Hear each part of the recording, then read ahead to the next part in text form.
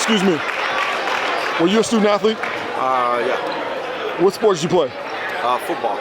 What's your fondest memory about being a student athlete? The camaraderie with my teammates, our connection, and how we persevered against adversity. What's something you don't miss about being a student athlete? The training and conditioning. Yeah, okay. Listen, we don't do any regrets around here, but if you had any redos that you could use during your student athlete experience, what would it be and why? It would be being a bit more intentional about understanding coverages, really understanding the game.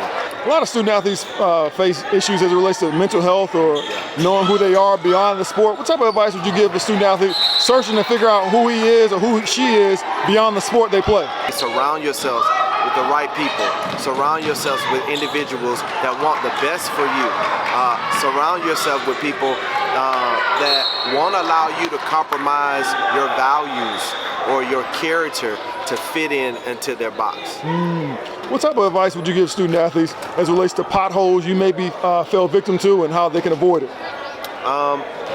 The potholes I fell into were staying in discouragement too long. And when you are discouraged too long, it leads into depression.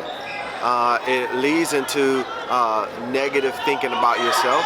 And so I would think that you would find ways to stay positive, stay active, and it's really about surrounding yourselves with individuals that won't allow you to stay down too long. What advice would you give them that has nothing to do with their sport at all?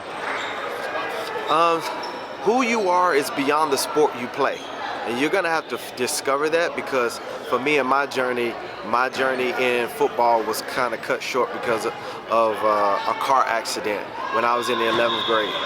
And so when you put all your eggs in one basket, if that is ever taken away from you or is short-circuited, you become disarmed and